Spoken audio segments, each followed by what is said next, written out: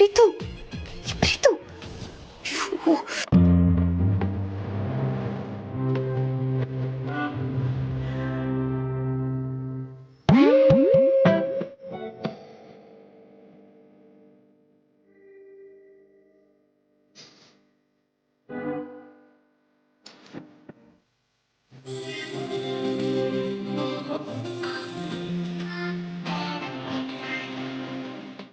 ಬೆಳಗ್ಗೆನೆ ದೇವತೆ ದರ್ಶನ. ಹೊಗಳೋದೆಲ್ಲ ಆಮೇಲೆ ಇರಲಿ, ಮೊದಲು ಎದ್ದು ಕೊಟ್ಟಿಗೆ ಕ್ಲೀನ್ ಮಾಡಿ ಹಾಲು ಕರಿ. ಟೈಮ್ ಎಷ್ಟಾಗಿದೆ ಗೊತ್ತಾ? ನೀನು ಆಟಾಡ್ತಾ ಇದೆಯಾ ನೀನು? ಪ್ರೀತಿ ಮಾಡೋದು ಒಂಥರ ಹುಡುಗಾಟನೇ ಅಲ್ವಾ ಡಾರ್ಲಿಂಗ್? ನಾನು ಸೀರಿಯಸ್ ಆಗಿ ಹೇಳ್ತಿದ್ದೀನಿ. ಅಪ್ಪಂಗೆ ನೀವಿನ್ನು ಇಷ್ಟೊಂದು ಮಲ್ಕೊಂಡಿದ್ದೀರಾ ಅಂತ ಗೊತ್ತಾದ್ರೆ ಅಷ್ಟೇ ನಿನ್ನ ಕತೆ. ಅವ್ರನ್ನ ಎದ್ದೇಳಿಸು ಫಸ್ಟು. ರಾಜವಿಷ್ಣು ಎದ್ದೇಳಿಪ್ಪ, ಟೈಮ್ ಆಗಿದೆ. ಹೋಗಿ ಚಿಕ್ಕದ್ ಮಾಡ್ರೆ ರಾತ್ರಿ ಎಲ್ಲ ಕನ್ಸಲ್ಲಿ ಡಿಸ್ಕಷನ್ತಿ ನಿದ್ದೆನೇ ಬಂದಿಲ್ಲ. ನನ್ನ ಕೈಲಿ ಆಗಲ್ಲಪ್ಪ. ಅವ್ರು ಎದ್ದೇಳೋ ಥರ ಕಾಣ್ತಿಲ್ಲ. ನೀನು ಎದ್ದು ಕೊಟ್ಟಿಗೆ ಕ್ಲೀನ್ ಮಾಡು ಬಾ. ಕೊಟ್ಟಿಗೆ ಕ್ಲೀನ್ ಮಾಡಿದ್ರೆ ಏನು ಕೊಡ್ತೀಯಾ? ಏನು ಕೊಡಬೇಕು? ಅದು ಅಂದರೆ ನಿನ್ನ ಅಂದವಾದ ತುಟಿಗಳಿಂದ ಒಂದು ಸಿಹಿಯಾದ ಮುತ್ತು ಕೊಡ್ತೀಯಾ? ಯಮ್ಮ ಕೇಳ್ದೆ ಕೇಳ್ಬಾರ್ದನ್ನ ನಾ ಕೇಳ್ದೆ. ರಾಜವಿಷ್ಣು ನಾದಿರ್ದೆನ್ನ ಕೊಡಲ್ವಾ? ಹಾಗಾದ್ರೆ ನಾನು ಕೆಲಸ ಮಾಡಲ್ಲ.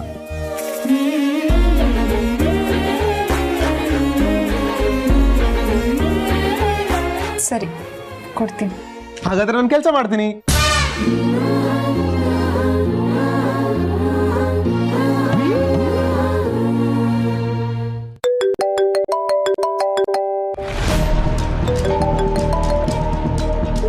Hello hello Guruji.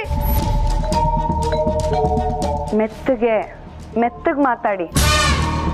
ಫೋನ್ನ ಬೆಡ್ರೂಮಲ್ಲಿಟ್ಟು ನಾನು ಹಾಲಿಗೆ ಬಂದು ಮಾತಾಡ್ತಿಲ್ಲ, ಕಿವಿಗೆ ಇಟ್ಕೊಂಡಿದ್ದೀನಿ. ಹೇಳಿ. ಅಯ್ಯೋ, ವಿಷಯ ತುಂಬಾ ಗಂಭೀರವಾಗಿದೆ, ಅದಕ್ಕೆ ವಯಸ್ಸು ಜಾಸ್ತಿ ಆಗೋಯ್ತು. ಏನಂತ ವಿಷಯ? ಗುರೂಜಿ, ಅಕ್ಕ ಮೀರನ್ನ ಕರೆಸಿ ಪ್ರೀತು ಹಳ್ಳಿ ಹುಡುಗಿನ ಪ್ರೀತಿ ಮಾಡ್ತಿರೋದು, ಅದಕ್ಕೋಸ್ಕರ ಅವನು ಹಳ್ಳಿಗೆ ಹೋಗಿರೋದು ಎಲ್ಲ ವಿಷಯನೂ ಹೇಳ್ಬಿಡ್ತಾರಂತೆ. ಒಳ್ಳೆ ಕೆಲಸ ಆಯ್ತು ಬಿಡಿ. ಮೀರಾ ಅತ್ತೆಗೆ ಸರಿಯಾಗಿ ಮಂಗಳಾರತಿ ಮಾಡ್ತಾಳೆ. ಅಯ್ಯೋ, ನೀವಲ್ಲೇ ಮಾಡ್ತಿರೋದು ತಪ್ಪು. ಅಕ್ಕನ ಜೊತೆ ಮೀರಾ ಜಗಳ ಮಾಡ್ಕೊಂಡು ಹೋದ್ರೆ ಪ್ರೀತುಗೂ ದಿಶಾಗೂ ಮದ್ವೆ ಕಟ್ ಆಗುತ್ತೆ. ಆ ಹಳ್ಳಿಯವಳು ಈ ಕೆಲಸದವಳ ಜೊತೆ ಸೇರ್ಕೊಂಡ್ಬಿಡ್ತಾಳೆ. ಆಗ ಕೆಲಸದವಳನ್ನ ನಮ್ಮ ಮಾದಿಗೆ ಗಂಟು ಹಾಕ್ಬಿಡ್ತಾಳೆ. ಆಗ ಎರಡು ಬಡ ನಾಯಿಗಳು ಅಕ್ಕ ಹಾಕೋ ಸಾಲ್ಟ್ ಬಿಸ್ಕೆಟ್ನೇ ಗೋಲ್ಡನ್ ಬಿಸ್ಕೆಟ್ ಅನ್ಕೊಂಡು ಕೊನೆವರೆಗೂ ನೀಯತ್ತಾಗಿ ಬಾಲ ಅಲ್ಲಾಡ್ಸ್ಕೊಂಡು ಇದ್ಬಿಡ್ತವೆ. ಈ ಮನೆ ಕೆಲಸದೊಳಗೆ ಬಂದಿರೋದನ್ನೇ ಭಾಗ್ಯ ಅನ್ಕೊಂಡಿರೋ ಅವಳು ಈ ಮನೆಗೆ ಸೊಸೆ ಆಗ್ಬಿಟ್ರೆ ಕೇಳ್ಬೇಕಾ? ಆಗ ಅಕ್ಕನ್ಗೆ ಅವಳು ಚರ್ಮದಲ್ಲಿ ಚಪ್ಪಲಿ ಮಾಡಿ ಹೃದಯನ ಕಿತ್ತು ಕೀಬಂಚಲ್ಲಿಟ್ಟು ಗಿಫ್ಟ್ ಮಾಡಿಕೊಟ್ಬಿಡ್ತಾಳೆ. ಆಗ ಅವ್ರ ಬೇಳೆ ಬೇಯುತ್ತೆ, ನಮ್ಮ ಅವರೇ ಬೇಳೆ ಬೇಯಲ್ಲ. ಆ ಹಳ್ಳಿಯವರು ಈ ಮದ್ವೆಗೆ ಒಪ್ಕೊಂಡ್ರೆ ತಾನೇ ಇದೆಲ್ಲ ಸಾಧ್ಯ ಆಗೋದು. ಒಪ್ಕೊಳ್ಳಿಲ್ಲ ಅಂದ್ರೂ ಪ್ರಾಬ್ಲಮ್ ನಮಗೆ ಗುರೂಜಿ. ಆಗ ಪ್ರೀತುಗೆ ಯಾರ ಜೊತೆನೂ ಮದ್ವೆ ಆಗಲ್ಲ. ಅಕ್ಕ ಎರಡೂ ಮದ್ವೆನೂ ಒಟ್ಟಿಗೆ ಮಾಡಬೇಕು ಅಂತ ಅನ್ಕೊಂಡಿದ್ರು. ಅಲ್ಲಿಗೆ ಆದಿ ಮದ್ವೆನೂ ಮುಂದಕ್ಕೆ ಹಾಕ್ತಾರೆ. ಸೊ ನಿಮ್ದು ಆದಿದು ಮದ್ವೆ ಆಗಲ್ಲ. ಪ್ರೀತಿಗೆ ಬೇರೆ ಹುಡುಗಿನ ಹುಡುಕಿ ಮದ್ವೆ ಮಾಡೋವರೆಗೂ ನಿಮ್ಮ ಮದ್ವೆನ ಮುಂದಕ್ಕೆ ಹಾಕ್ತಾರೆ. ಆ ಗ್ಯಾಪಲ್ಲಿ ಆದಿಗೆ ಆ ಕೆಲಸದೊಳಗೆ ಮಧ್ಯೆ ಏನ್ ಬೇಕಾದ್ರೂ ಆಗ್ಬೋದು ಗುರೂಜಿ.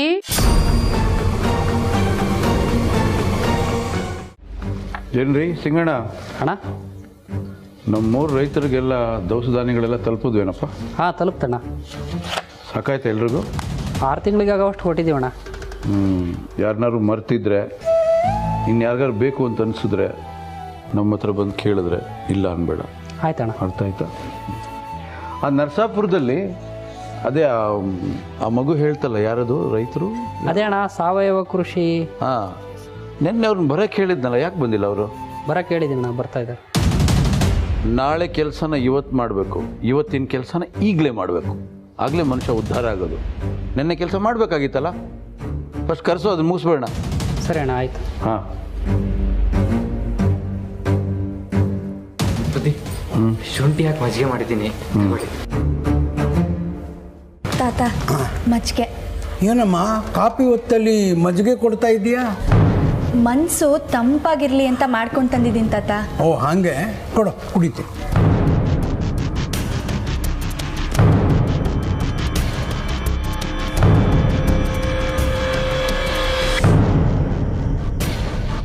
ತಾತ, ಇದಕ್ಕೂ ಮುಂಚೆ ನೀವು ಯಾವ ಕೆಲಸ ಮಾಡ್ತಿದ್ರಿ? ಗವರ್ಮೆಂಟ್ ಕೆಲಸ ಮಾಡ್ತಿದ್ದಮ್ಮ. 40 ವರ್ಷ ಸರ್ವಿಸ್ ನಂದು.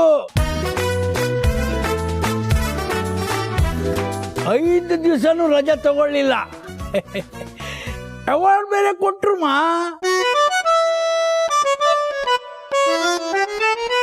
ನನ್ನ ರಜೆನ ಬೇರೆಯವ್ರಿಗೆ ಮಾಡ್ತಿದ್ದೆ. ಸಂಪಾದನೆ ಮಾಡಿದ್ದನ್ನ ಹೆಂಡತಿ ಖರ್ಚು ಮಾಡ್ತಿದ್ದೆ. ಹಬ್ಬ ಹುಣ್ಣಿಮೆ ಅಂದ್ರೆ ಅವಳು ಸೀರೆ ಒಡವೆ ತಗೋತಾ ಇದ್ಲು, ನಾನು ಸಾಲ ತಗೋತಾ ಇದ್ದೆ.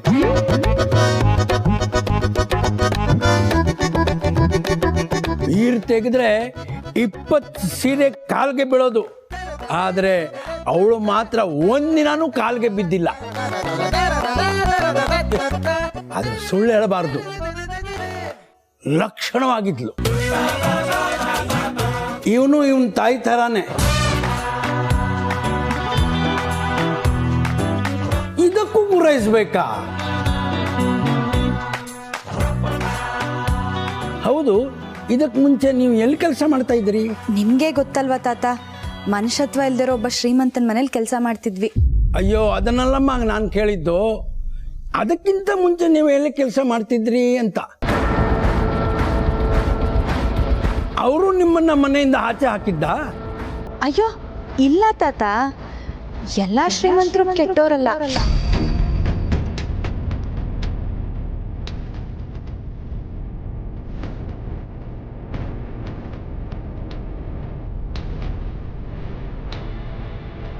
ನಾವು ಮುಂಚೆ ಸಿಟಿಲಿ ಕೆಲಸ ಮಾಡ್ತಿದ್ವಿ. ಅವ್ರು ತುಂಬ ದೊಡ್ಡ ಶ್ರೀಮಂತರು, ತುಂಬ ಒಳ್ಳೆಯವರು. ನಮ್ಮನ್ನು ಬಡವರು ಅಂತನೂ ನೋಡದೆ ಸರಿ ಸಮಾನವಾಗಿ ನೋಡ್ತಿದ್ರು ತಾತ.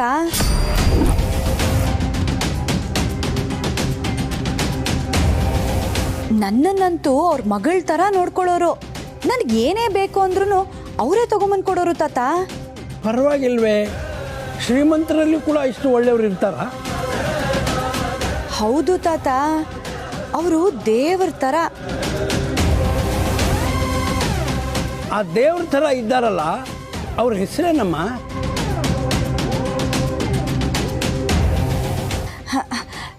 ಅವ್ರ ಹೆಸರು ಅಖಿಲ ಅಂತ ತಾತ.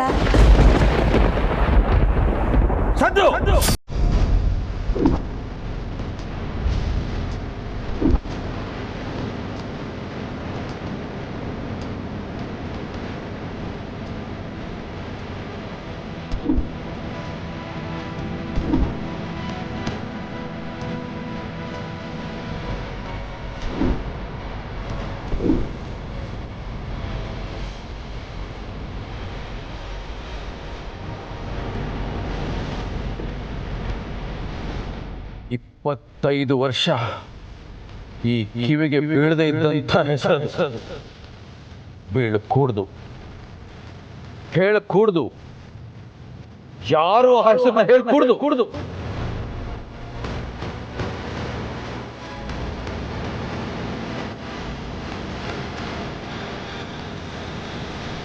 ಇನ್ನೊಂದು ಸಲ ಈ ಮನೇಲಿ ಆ ಹೆಸರನ್ನ ಯಾರಾದ್ರೂ ಹೇಳಿದ್ರೆ ನಾನು ಮನುಷ್ಯನಾಗಿರೋಲ್ಲ.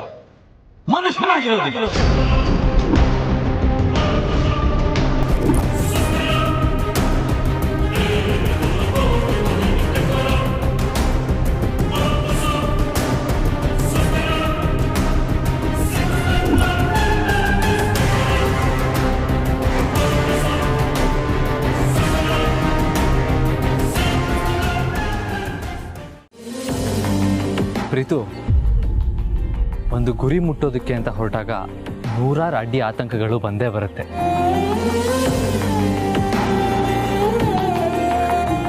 ಅದನ್ನೆಲ್ಲ ಫೇಸ್ ಮಾಡಿ ಮುನ್ನುಗ್ಗಿದ್ರೇನೆ ಜಯ ಸಿಗೋದು. ಇವತ್ತು ನಾವು ಬಯಸ್ಕೊಂಡಿರ್ಬೋದು, ಆದರೆ ನಾಳೆ ಹೊಗಳ್ಸ್ಕೊಳ್ತೀವಿ. ನನಗೆ ಆ ನಂಬಿಕೆ ಇದೆ. ಸರಿಯಾಗಿ ಹೇಳಿದ್ರಿ ದೊಡ್ಡ ಯಜಮಾನ್ರೆ. ಮೊದಲು ಅವಮಾನ, ಆಮೇಲೆ ಅನುಮಾನ, ಆಮೇಲೆ ಸನ್ಮಾನ ಅಲ್ವಾ ಪರ?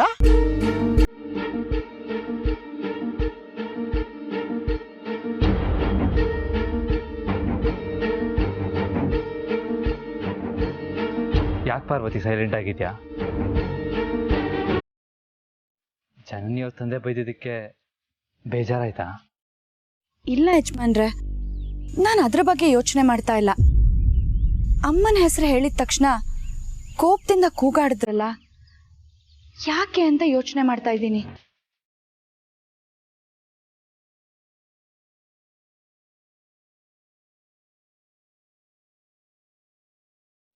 ನನಗನ್ಸುತ್ತೆ ಆ ಹೆಸರಿಗೂ ಇವ್ರು ನಡ್ಕೊಂಡಿದ್ದ ರೀತಿಗೂ ಏನೋ ಸಂಬಂಧ ಇದೆ ಅಂತ.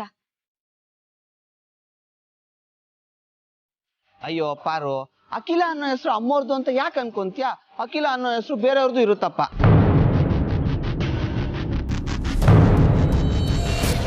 ಮೊನ್ನೆ ಒಂದು ಸಿನಿಮಾದಲ್ಲಿ ನಾನು ಆಕ್ಟ್ ಮಾಡಿದೆ ಅಂತ ಹೇಳಿದ್ನಲ್ಲ, ಅದರಲ್ಲಿ ಹೀರೋಯಿನ್ ಅವ್ರ ಅಮ್ಮನ ಹೆಸರು ಅಖಿಲ ಅಂತಾನೆ, ಆದ್ರೆ ನನ್ನ ಹೆಸರು ಮಾತ್ರನೇ ಕುಟುಂಬಲ್ಲಿ ಹೇಳ್ತಾ. ಇಲ್ಲ, ನನ್ಗೆ ಇದರಿಂದ ಯಾವುದೋ ಬಲವಾದ ಕಾರಣ ಇದೆ ಅಂತ ಅನ್ನಿಸ್ತಿದೆ.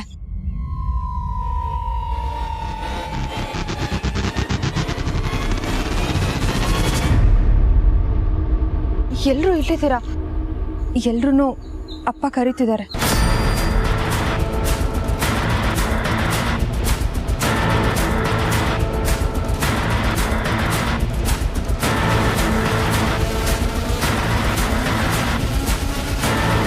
ಬನ್ನಿ.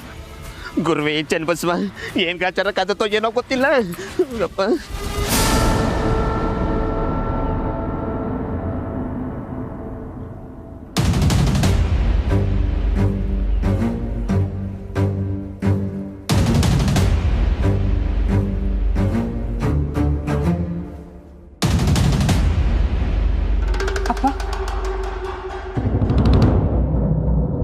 ನೀವೆಲ್ಲ ಈ ಮನೆಗೆ ಹೊಸದಾಗಿ ಬಂದಿರೋರು.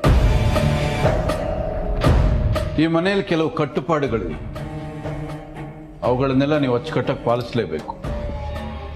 ಅದಕ್ಕೋಸ್ಕರ ನಿಮ್ಮೆಲ್ಲರನ್ನು ಒಟ್ಟಿಗೆ ಬರಕ್ಕೆ ಹೇಳಿದೆ.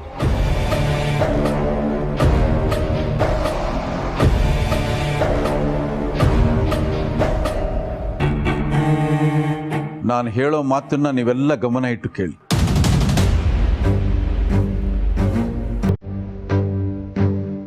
ಯಾವುದೇ ಕಾರಣಕ್ಕೂ ನಾಳೆ ಯಾರು ಈ ಮನೆಯಿಂದ ಹೊರಗಡೆ ಹೋಗಕೂಡದು.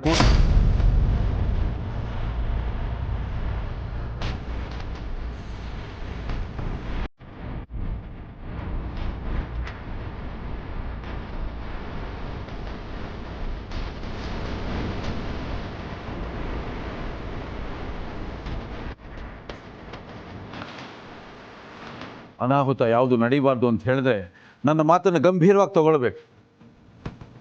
ಹಗುರವಾಗಿ ತಗೊಂಡ್ರಿ ಪರಿಣಾಮ ನೆಟ್ಟಗಿರಲ್ಲ.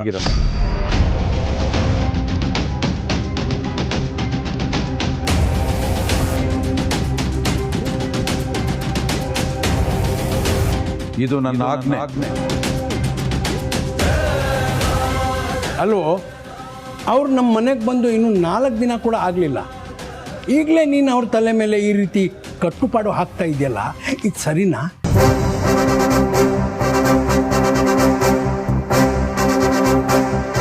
ಈ ಮನೆಯಲ್ಲಿ ಸರಿ ತಪ್ಪು ನಿರ್ಧಾರ ಮಾಡಬೇಕಾಗಿರೋ ನಾನು. ಎಲ್ಲಿ ತನಕ ಅವರು ಈ ಮನೆಯಲ್ಲಿ ಇರ್ತಾರೋ ಅವರು ಈ ಮನೆ ಸದಸ್ಯರೇ. ಈ ಮನೆಯ ಎಲ್ಲ ನಿಯಮಗಳನ್ನು ಪಾಲಿಸಬೇಕಾದ ಅವ್ರ ಕರ್ತವ್ಯ.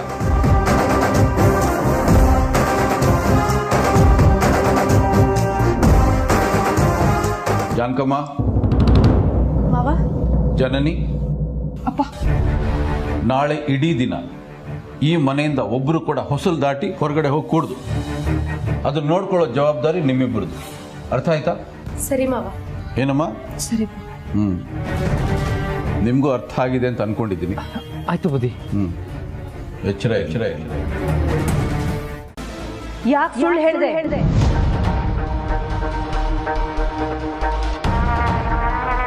ಅದು ಅತ್ತೆ, ಪ್ರೀತು ಮದುವೆ ಜನನಿ ಜೊತೆ ಆಗುತ್ತೋ ಇಲ್ವೋ ಅನ್ನೋದು ನಮಗೆ ಶೋರ್ ಇಲ್ಲ.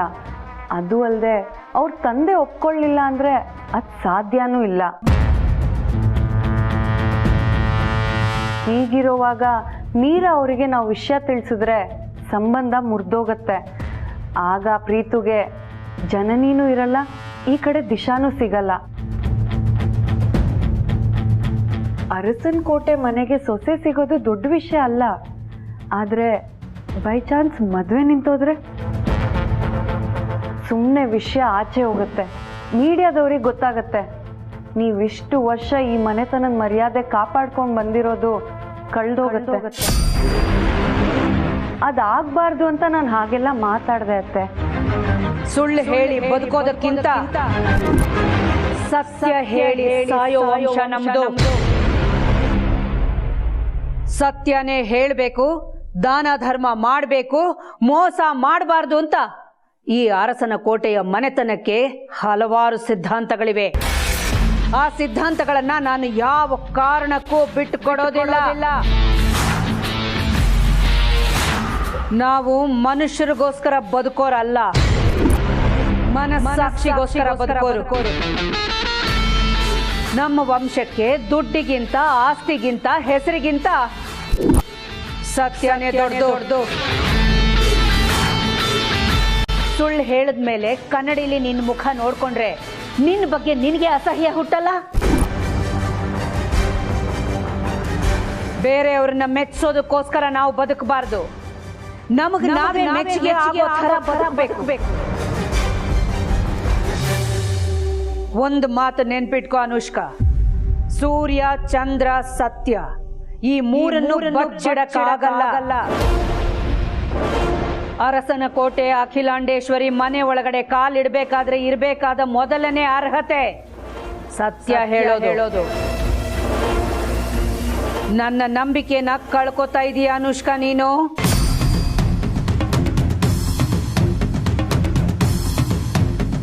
ನಾನು ನಂಗೋಸ್ಕರ ಹೇಳಿಲ್ಲ ಅತ್ತೆ, ಈ ಮನೆತನದ ಮರ್ಯಾದೆ ಉಳ್ಸಕ್ಕೋಸ್ಕರನೇ ಹೇಳಿದ್ದು.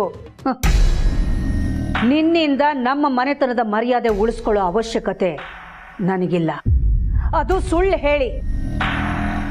ನಾವು ಸುಳ್ಳು ಹೇಳಿದೀವಿ ಅಂತ ಯಾಕೆ ಅನ್ಕೋಬೇಕು ಅತ್ತೆ? ಸತ್ಯ ಹೇಳಿಲ್ಲ ಅಷ್ಟೇ.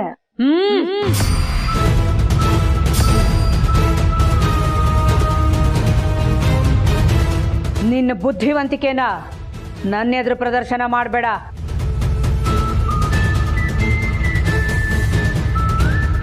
ಸತ್ಯ ಹೇಳದಿರೋದು ಒಂದೇ, ಸುಳ್ಳು ಹೇಳೋದು ಒಂದೇ. ನಾನು ಯಾವುದಾದ್ರೂ ವಿಚಾರದಲ್ಲಿ ಏನಾದರೂ ನಿರ್ಧಾರ ತಗೊಂಡಿದ್ದೀನಿ ಅಂತಂದ್ರೆ ಅದನ್ನ 1000 ಸಲ ಯೋಚನೆ ಮಾಡಿನೇ ತಗೊಂಡಿರ್ತೀನಿ. ಅದು ತಪ್ಪು ಅನ್ನೋ ಹಕ್ಕು ಯಾರಿಗೂ ಇಲ್ಲ.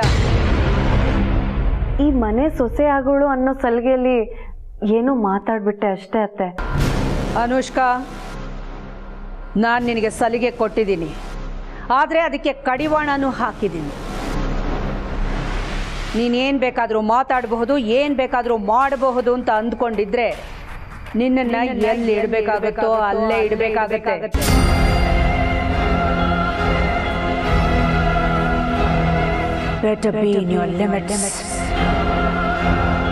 ಅತ್ತೆ, ಈಗಿನ ಸಮಾಜದಲ್ಲಿ ನಾವು ಯಾವಾಗಲೂ ಸತ್ಯನೇ ಹೇಳ್ತೀವಿ ಅಂದ್ರೆ ಬದುಕೋಕ್ಕಾಗಲ್ಲ ಅತ್ತೆ.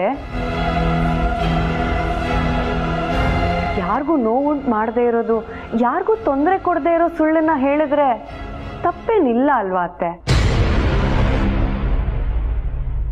ಕಾಲಕ್ಕೆ ತಕ್ಕಂತೆ, ಜನಕ್ಕೆ ತಕ್ಕಂತೆ ನಾವು ಬದಲಾಗಬೇಕು ಅಲ್ವಾ ಅತ್ತೆ? ಎಲ್ಲರೂ ಹೀಗೆ ಇರೋದು.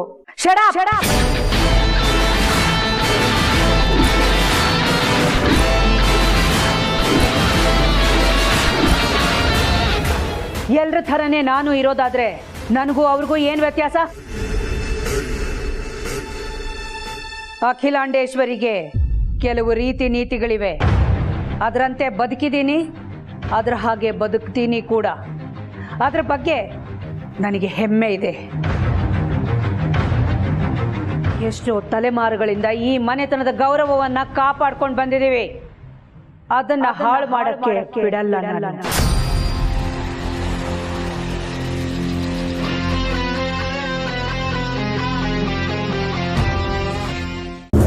ನೋಡಿ ಮೀರವ್ರೆ, ಈ ಕಾರ್ಯನ ನಮ್ಮ ಅಕ್ಕ 25 ವರ್ಷದಿಂದ ಮಾಡ್ಕೊಂಡು ಬಂದಿದ್ದಾರೆ. ಯಾರ್ದು ಅಂತ ನಮಗೂ ಗೊತ್ತಿಲ್ಲ. ನೀವಿದ್ರಲ್ಲಿ ಮಧ್ಯೆ ಬರಬೇಡಿ. ಅದು ಹೇಗಾಗುತ್ತೆ? ಇದು ಬರೀ ಇವ್ರಿಗೆ ಸಂಬಂಧಪಟ್ಟಿರೋಂಥ ವಿಷಯ ಅಲ್ಲ, ಇದರಲ್ಲಿ ನನ್ನ ಮಗಳ ಭವಿಷ್ಯ ಕೂಡ ಅಡಗಿದೆ. ಏನೇ ಆಗ್ಲಿ ಈ ಕಾರ್ಯನ ಮುಂದುವರಿಸೋದಕ್ಕೆ ನಾನು ಬಿಡೋದಿಲ್ಲ.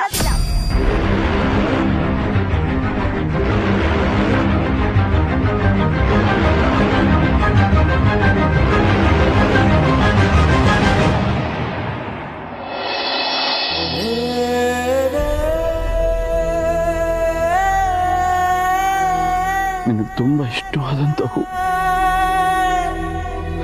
ಅದೆಷ್ಟು ಇಷ್ಟ ಅಂದರೆ ರಾತ್ರಿ ಎಲ್ಲ ಈ ಗಿಡದ ಹತ್ರ ಕೂತಿದ್ದು ಕಾಯ್ಕೊಂಡಿದ್ದು ಆ ಮೊಗ್ಗನ್ನ ಕಿತ್ತು ನಿಧಾನಕ್ಕೆ ಪೋಣಿಸಿ ಬೆಳಗಾಗ್ತಿದ್ದಾಗೂ ಇದನ್ನು ಮುಡ್ಕೊಂಡು ನೀನು ಬರ್ತಿದ್ದಲ್ಲ, ಸಾಕ್ಷಾತ್ ಮಹಾಲಕ್ಷ್ಮಿನೇ ಬಂದು ಎದುರು ನಿಂತಾಗ ಆಗ್ತಿತ್ತಮ್ಮ. ಆ ದೇವರೇ ಬಂದಾಗ ಆಗ್ತಿತ್ತು.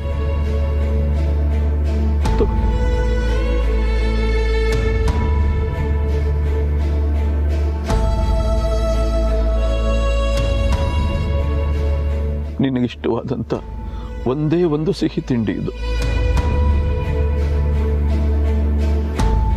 ಯಾವುದೇ ಜಾತ್ರೆಗೆ ಹೋಗ್ಲಿ, ಯಾವುದೇ ಮದುವೆಗೆ ಹೋಗ್ಲಿ, ಯಾವುದೇ ಸಮಾರಂಭಗಳಿಗೆ ಹೋಗ್ಲಿ, ಇನ್ಯಾವುದೇ ಕಾರ್ಯಕ್ರಮಗಳಾಗ್ಲಿ, ನೀನು ಇಷ್ಟಪಟ್ಟು ತಿಂತಾ ಇದ್ದ ಒಂದೇ ಒಂದು ಸಿಹಿ ತಿಂಡಿ ಇದು. ಇದಕ್ಕೋಸ್ಕರ ಎಷ್ಟು ಅಂಗಡಿಗಳು ಹುಡುಕಾಡ್ತಿದ್ದೆ ನಾನು. ಕೆಲವೊಂದ್ಸಲ ನಮ್ಮ ಹಳ್ಳಿಲಿ ಸಿಗ್ತಿರ್ಲಿಲ್ಲ. ನಿನಗೆ ತಂದು ಕೊಡೋಕ್ಕೋಸ್ಕರ ನಾನು ಪೇಟೆಗೆ ಹೋಗ್ತಿದ್ದಮ್ಮ. ನಿನಗೆ ಗೊತ್ತಿತ್ತದು. ತಂದು ಕೊಟ್ರೆ ನೀನು ಅದನ್ನು ಕುತ್ಕೊಂಡು ತಿಂತಿದ್ದಲ್ಲ, ಅದು ನೋಡೋದೇ ಒಂದು ಚಂದ. ಎಷ್ಟು ಚೆನ್ನಾಗಿ ತಿಂತಿದ್ದೆ ನೀನು.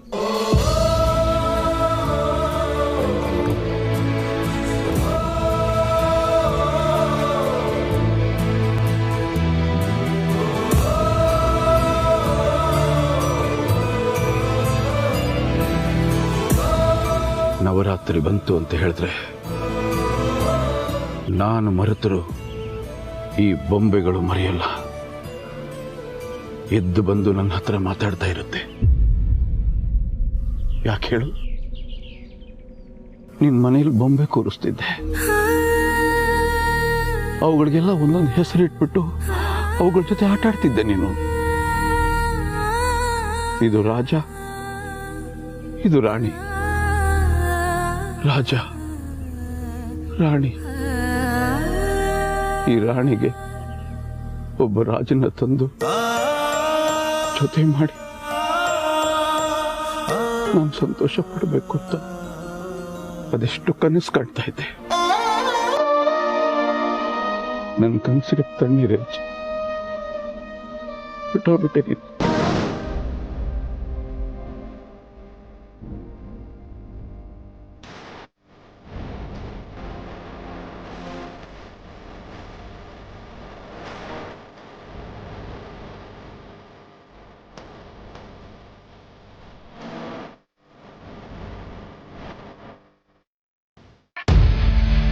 ಅಖಿಲ, ನಾನು ಹೇಳ್ತಿರೋದೇನೋ, ನೀನ್ ಮಾಡ್ತಿರೋದೇನೋ, ನನ್ ಮಾತಿಗೆ ಸ್ವಲ್ಪನೂ ಬೆಲೆ ಇಲ್ವಾ?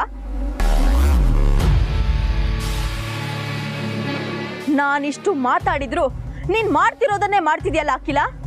ಇದು ನೀನ್ ನನಗ್ ಮಾಡ್ತಿರೋ ಅವಮಾನ. ನೋಡಿ, ಇದು ಮಾತಾಡೋ ಸಮಯ ಅಲ್ಲ. ಈ ಕಾರ್ಯ ತುಂಬಾ ಮುಖ್ಯವಾದದ್ದು. ಮುಂದೆ ನಮ್ಮ ಮಗನ ಮದುವೆ ಇದೆ ಅಂತ ಗೊತ್ತಿದ್ರು ಸಹ ನಾವು ಈ ಕಾರ್ಯ ಮಾಡ್ತಾ ಇದೀವಿ ಅಂದ್ರೆ ಇದು ಎಷ್ಟು ಮುಖ್ಯ ಅನ್ನೋದು ನಿಮ್ಗೆ ಅರ್ಥ ಆಗ್ಬೇಕು. ಕಾರ್ಯ ಮುಗಿಲಿ, ಆಮೇಲೆ ಮಾತಾಡೋಣ. ನಾನ್ ಮಾತಾಡ್ತಾ ಇರೋದು ಕಾರ್ಯನ ನಿಲ್ಸೋದ್ರ ಬಗ್ಗೆ, ಕಂಟಿನ್ಯೂ ಮಾಡೋದ್ರ ಬಗ್ಗೆ ಅಲ್ಲ. ಕಾರ್ಯ ಮುಗಿದ ಮೇಲೆ ಮಾತಾಡಿದ್ರೇನು ಬಿಟ್ರೇನು? ನಿಮ್ಮ ಮಗನ ಭವಿಷ್ಯದ ಬಗ್ಗೆ ನಿಮಗ್ ಕಾಳಜಿ ಇಲ್ಲದೆ ಇರಬಹುದು, ಆದ್ರೆ ನನ್ನ ಮಗಳ ಭವಿಷ್ಯದ ಬಗ್ಗೆ ನನಗೆ ಕಾಳಜಿ ಇದೆ.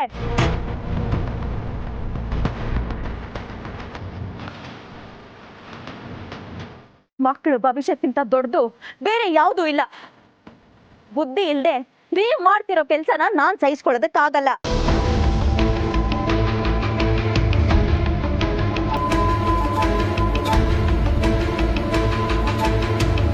ನೀವ್ ನನ್ನ ಏನ್ ಅಂದ್ಕೊಂಡ್ರು ಸರಿ, ಈ ಕಾರ್ಯನ ಮುಂದುವರಿಸೋದಕ್ಕೆ ನಾನು ಬಿಡೋದಿಲ್ಲ